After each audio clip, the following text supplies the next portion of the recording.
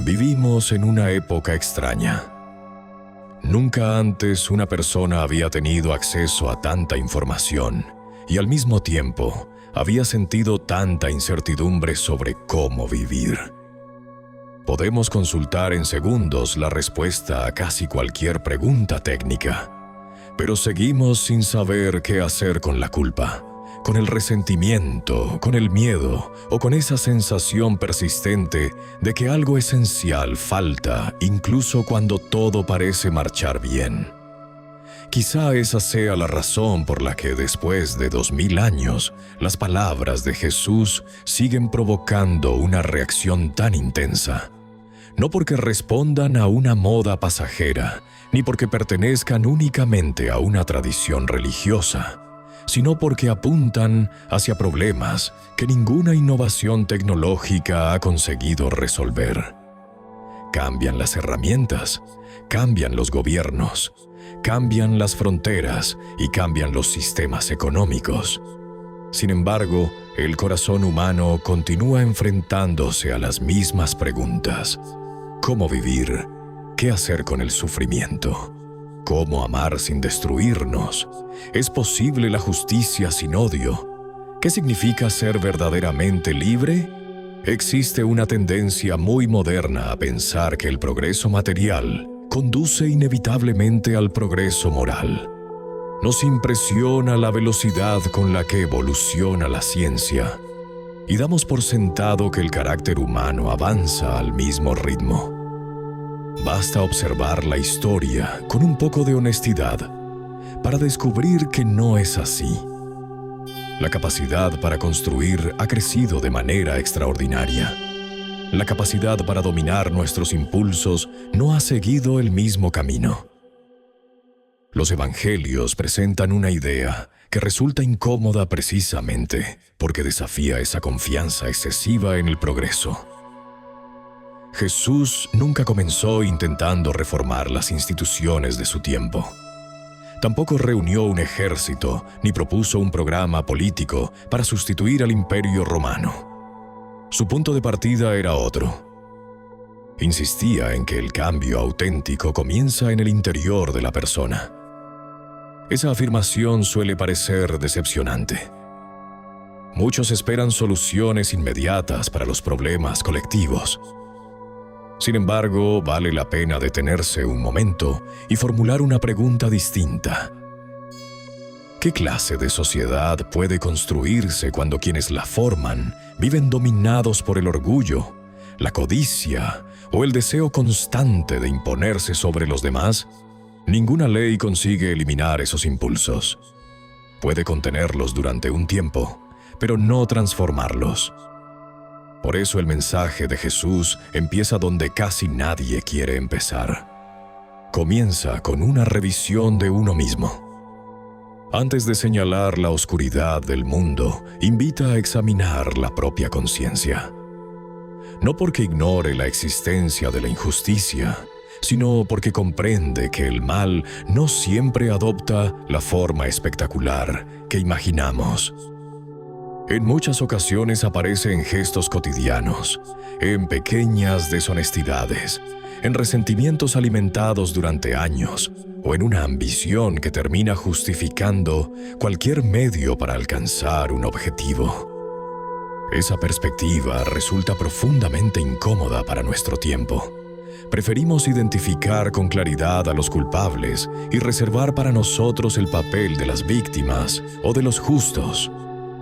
Los evangelios rompen esa comodidad. Nos obligan a admitir que la línea que separa el bien del mal atraviesa también nuestra propia vida. Algo semejante ocurre con el perdón.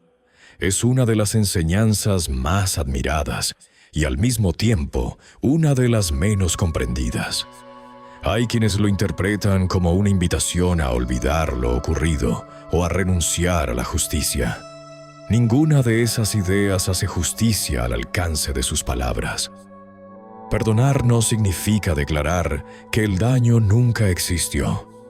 Tampoco implica permitir que el abuso continúe. significa negarse a convertir el resentimiento en el principio que gobierna la propia existencia. Observa lo que sucede cuando una persona vive alimentando una ofensa durante años.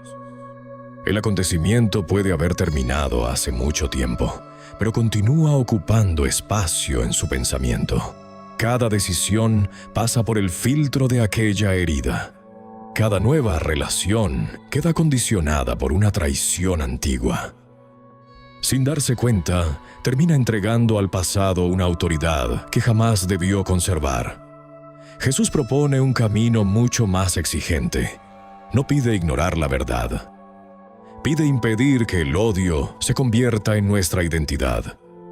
Existe una diferencia enorme entre recordar una injusticia y construir toda una vida alrededor de ella. Tal vez por eso el perdón resulta tan difícil. Obliga a renunciar a una forma de poder que parece legítima. El resentimiento ofrece una sensación inmediata de superioridad moral. Nos convence de que mientras conservemos viva la ofensa, seguimos teniendo razón. Sin embargo, ese triunfo aparente termina convirtiéndose en una prisión. La libertad interior comienza cuando dejamos de depender emocionalmente de aquello que no podemos cambiar. Esa idea atraviesa buena parte de las enseñanzas de Jesús. No porque invite a la pasividad, sino porque distingue entre la responsabilidad y el control absoluto. Podemos responder con integridad a las circunstancias que nos toca vivir. Lo que nunca podremos hacer es reescribir el pasado. También por esa razón, sus palabras sobre el amor han sido tantas veces malinterpretadas. Amar al prójimo no significa aprobar cualquier conducta. Mucho menos implica renunciar al discernimiento. El amor del que hablan los evangelios no es sentimentalismo. Es la decisión de reconocer la dignidad del otro, incluso cuando sus acciones merecen una crítica firme. Esa distinción cambia por completo la conversación pública. En la actualidad parece obligatorio elegir entre dos extremos. O se celebra todo sin cuestionarlo, o se desprecia a quien piensa diferente. Jesús no recorrió ninguno de esos caminos. Fue capaz de mostrar una misericordia extraordinaria hacia las personas sin dejar de llamar pecado al pecado. Mantuvo juntas dos realidades que nuestra cultura suele separar: la compasión y la verdad. Quizá ahí resida una de las lecciones más difíciles para el mundo moderno. La verdad sin amor termina convirtiéndose en crueldad. El amor sin verdad acaba reduciéndose a una forma elegante de indiferencia. Ambas dimensiones necesitan permanecer unidas si realmente queremos ayudar a alguien a crecer. Cuando se pierde ese equilibrio, la sociedad empieza a confundirse. El aplauso sustituye a la honestidad. La corrección política reemplaza al coraje. La búsqueda de aceptación ocupa el lugar que antes pertenecía a la conciencia, y entonces dejamos de preguntarnos qué es verdadero para comenzar a preguntarnos únicamente qué será mejor recibido. Los evangelios proponen exactamente lo contrario. Invitan a formar un carácter capaz de sostener la verdad, incluso cuando hacerlo resulte incómodo. Esa clase de fortaleza no nace del orgullo. Surge de una convicción mucho más profunda, la de comprender que una vida construida sobre la mentira siempre termina derrumbándose, aunque durante algún tiempo parezca exitosa. Cuando se observa la historia con cierta distancia, resulta inevitable hacerse una pregunta. ¿Por qué un hombre sin ejército, sin riqueza y sin influencia política terminó dejando una huella más profunda que muchos emperadores?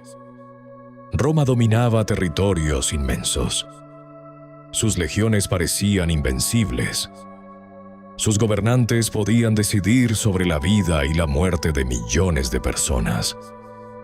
Sin embargo, el nombre de la mayoría de ellos apenas sobrevive en los libros de historia, mientras que las palabras pronunciadas por un carpintero de Galilea continúan siendo objeto de reflexión 2000 años después. No es una cuestión de poder militar, tampoco de estrategia política. Lo que ocurrió fue algo mucho más difícil de explicar. Jesús entendió que toda civilización depende, antes que nada, del tipo de personas que la componen. Un edificio puede sostenerse sobre columnas de piedra. Una nación necesita sostenerse sobre el carácter de sus ciudadanos. Eso obliga a replantear una idea muy extendida. Solemos pensar que los grandes problemas siempre vienen de arriba. Culpamos a los gobiernos, a las élites, a los sistemas económicos o a quienes ejercen autoridad. Muchas veces esas críticas son legítimas. Existen gobernantes corruptos, leyes injustas y estructuras que favorecen el abuso. Negarlo sería cerrar los ojos ante la realidad. Sin embargo, los evangelios introducen una perspectiva incómoda. Un gobernante injusto puede causar un enorme daño, pero una sociedad incapaz de formar personas honestas terminará produciendo nuevos gobernantes injustos una y otra vez. El problema no desaparece cambiando únicamente los nombres de quienes ocupan el poder. También exige transformar la clase de ciudadanos que hacen posible ese poder. Por eso resulta tan interesante el episodio en el que preguntan a Jesús si debe pagarse el impuesto al César. Muchos esperaban una respuesta política. Cualquier opción parecía conducir a una trampa. Si rechazaba el tributo, podía ser acusado de rebelión. Si lo apoyaba sin matices, decepcionaría a quienes esperaban un libertador nacional. Su respuesta evitó ambos extremos. Dad al César lo que es del César y a Dios lo que es de Dios. Esa frase suele citarse con rapidez, pero merece una reflexión más pausada. No establece que el poder civil sea absoluto. Tampoco lo declara irrelevante.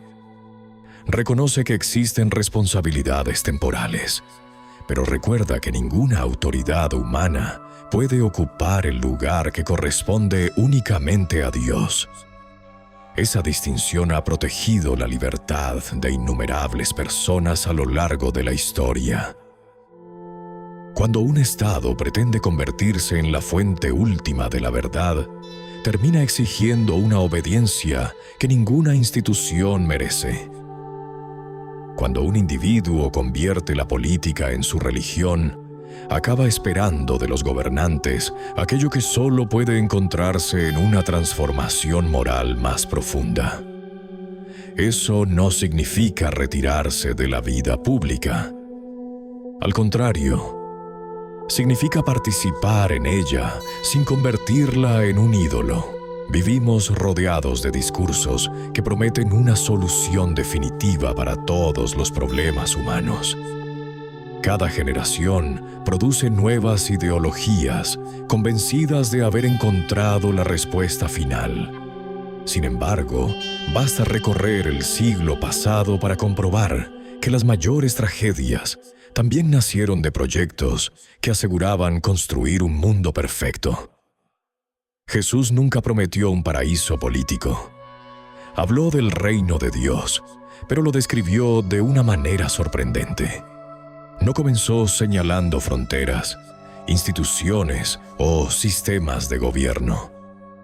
Lo comparó con una semilla, con la levadura que transforma la masa desde dentro, con un tesoro escondido que cambia la vida de quien lo encuentra. La imagen es poderosa porque invierte nuestra manera habitual de pensar. Esperamos que la transformación llegue mediante grandes acontecimientos visibles. Él dirige la atención hacia cambios silenciosos que empiezan en el corazón y terminan modificando la conducta. Algo parecido ocurre con la riqueza.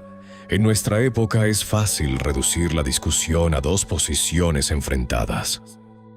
Unos consideran el dinero la medida principal del éxito. Otros hablan de él como si fuera un obstáculo inevitable para la vida espiritual. Los evangelios recorren un camino mucho más exigente.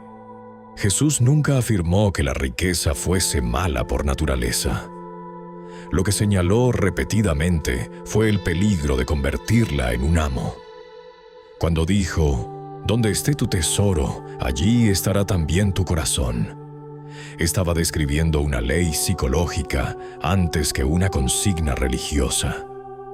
Aquello a lo que dedicas tus mejores energías termina moldeando tu carácter. Si todo tu valor depende del patrimonio que acumulas, vivirás con el temor constante de perderlo.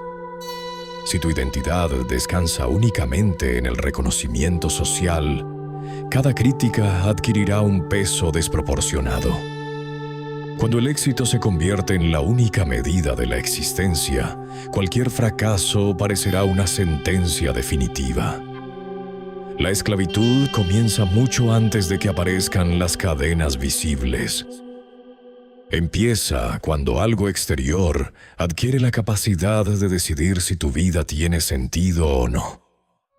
Esa idea resulta especialmente relevante en una cultura donde el prestigio puede medirse en seguidores, estadísticas y aprobación inmediata.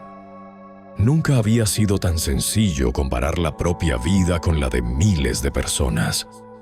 Tampoco había sido tan fácil construir una identidad apoyada casi por completo en la mirada ajena. Los evangelios ofrecen una alternativa radical. El valor de una persona no depende de la opinión cambiante de la multitud. Descansa en algo mucho más estable. Esa convicción permitió a los primeros cristianos conservar la dignidad incluso cuando perdían bienes, posición social o libertad. Ningún tirano puede controlar por completo a quien ha descubierto que su mayor riqueza no puede ser confiscada. Esa afirmación no elimina el sufrimiento. Perder el trabajo duele. La persecución duele. La injusticia duele. La pobreza duele. Jesús jamás minimizó ese dolor. Lo que hizo fue impedir que esas circunstancias definieran la identidad de quien las atravesaba. Quizá por eso insistió tantas veces en la importancia de no vivir dominados por la ansiedad. No invitaba a la irresponsabilidad ni al descuido del futuro. Invitaba a recordar que la preocupación permanente no añade un solo día a la vida y, en cambio, consume la capacidad de actuar con sabiduría en el presente. Hay una diferencia enorme entre planificar y vivir esclavizado por el miedo. El hombre prudente prepara el mañana. El hombre ansioso intenta controlarlo todo. Uno reconoce sus límites. El otro termina agotado persiguiendo una seguridad imposible. Las palabras de Jesús siguen siendo incómodas porque obligan a revisar aquello que solemos considerar normal. No cuestionan únicamente nuestras acciones, también examinan nuestras motivaciones. Preguntan por qué hacemos lo que hacemos, qué buscamos realmente y qué clase de persona estamos llegando a ser mientras perseguimos nuestros objetivos. Es una invitación exigente, mucho más exigente que cumplir una lista de normas, porque nadie puede responder esas preguntas por nosotros. La conciencia siempre termina siendo un lugar profundamente personal, y quizás sea precisamente allí donde comienza la libertad que ninguna autoridad humana puede conceder ni arrebatar. Hay una razón por la que las enseñanzas de Jesús siguen incomodando incluso a quienes dicen admirarlas. No se limitan a inspirar, exigen un cambio real. Hablar del amor resulta sencillo mientras nadie toca nuestro orgullo. Defender el perdón también parece fácil cuando la ofensa no nos pertenece. Pero todo cambia cuando esas ideas dejan de ser abstractas y se convierten en decisiones concretas. Tal vez por eso Jesús llevó el amor a un extremo poco habitual. No lo reservó para quienes responden con afecto, ni lo restringió al círculo cercano. fue más lejos. Propuso amar incluso al enemigo. A primera vista, parece una exigencia imposible. La historia humana parece moverse en sentido contrario. Respondemos al daño con más daño. Justificamos el rencor como si protegiera la memoria de la injusticia. Creemos que devolver el golpe preserva nuestra dignidad. Sin embargo, basta observar cualquier conflicto prolongado para notar un patrón constante. Cada parte encuentra razones para justificar sus actos, señalando las faltas del otro. Con el tiempo, resulta casi imposible identificar dónde comenzó todo. Jesús corta ese ciclo desde la raíz, no porque ignore el mal, sino porque entiende que el odio se multiplica con facilidad. Quien vive guiado por el resentimiento termina pareciéndose a aquello que combate. Esa advertencia sigue siendo actual. Vivimos en una cultura donde la indignación se ha vuelto una forma de identidad. Las redes premian la reacción inmediata. El escándalo atrae más atención que la reflexión. La humillación pública se confunde con justicia. Poco a poco dejamos de debatir ideas para atacar personas. Los evangelios proponen un camino más exigente. Invitan a distinguir entre el mal cometido y la dignidad de quien lo comete. Esa diferencia transforma la idea de justicia, porque la justicia busca restaurar lo que aún puede salvarse. La venganza, en cambio, solo necesita un blanco donde descargar la ira. Por eso el perdón no implica negar lo ocurrido. No significa borrar la verdad, ni renunciar a la responsabilidad. Consiste en no permitir que el daño recibido determine el rumbo de nuestra vida. Hay otra enseñanza que también genera resistencia. Jesús habló de cargar la propia cruz. Durante siglos se entendió como una invitación a soportar el sufrimiento, pero vista con más profundidad, encierra algo más amplio. Cada persona recibe una responsabilidad que nadie puede asumir por ella. Existe una tendencia constante a buscar culpables. Algunas situaciones son injustas, otras escapan a nuestro control. Aún así, siempre queda una pregunta abierta. ¿Qué harás con lo que tienes delante? La cruz marca ese punto donde terminan las excusas y comienza la responsabilidad. No elegimos todas las cargas, pero sí elegimos en quién nos convertimos al llevarlas. Por eso los evangelios no prometen una vida sin dificultades. Ofrecen algo distinto. Sugieren que incluso el sufrimiento puede adquirir sentido cuando deja de ser solo una desgracia y pasa a formar parte de una vida orientada al bien. Nuestra época desconfía de esa idea. Preferimos pensar que vivir bien es evitar el dolor. Sin embargo, basta mirar alrededor para notar que las personas más admiradas no son las que nunca sufrieron.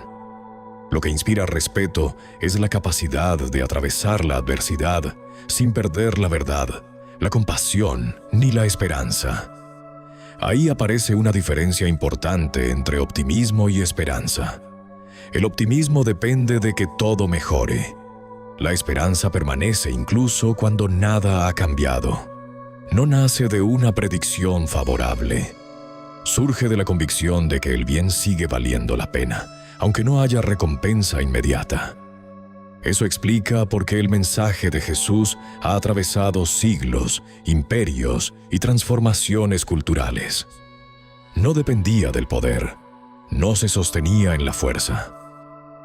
Se apoyaba en algo más simple y más difícil de vivir, que la verdad merece ser elegida, incluso cuando cuesta, que el amor sigue siendo preferible al odio, aunque parezca menos eficaz, que la misericordia no es debilidad, sino una forma más alta de fortaleza, que ninguna derrota externa puede destruir a quien conserva su conciencia. Estas ideas incomodan porque chocan con nuestros impulsos más inmediatos. Queremos resultados rápidos. Buscamos reconocimiento.